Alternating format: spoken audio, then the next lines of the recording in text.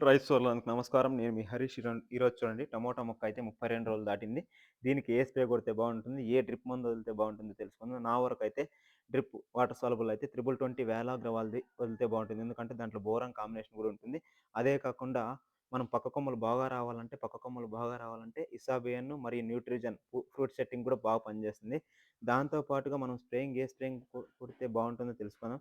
నేనైతే స్ప్రేయింగ్‌కి అయితే Syngenta company వారి సిమిడోస్‌ని ఎకరాకి 240 ఎంఎల్‌తో స్ప్రే చేపిస్తే గ్రోతింగ్ వచ్చేస్తుంది. అలాగే ట్రిప్స్, మైట్స్, పచ్చదోమ, తెల్లదోమ, రసం పీల్చే పురుగులు ఇలా అన్నీ కంట్రోల్ అయ్యి గ్రోతింగ్ అయితే వచ్చేస్తుందండి. దాన్ని స్ప్రే చేసిన తర్వాత చూడండి ఒక 3 డేస్ తర్వాత రిజల్ట్ ఎలా ఉంటుందో మీరే ఖచ్చితంగా నాకు ఫోన్ చేసి చెప్తారు.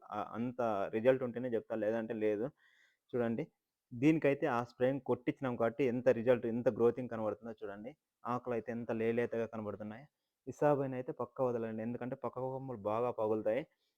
అదే కాకుండా ఇంతకుముందు చెప్పిన మాదిరి న్యూట్రిజన్ వదిలితే గిన ఫ్రూట్ సెట్టింగ్ అయితే సూపర్‌గా అవుతుందండి. పక్కా అండి.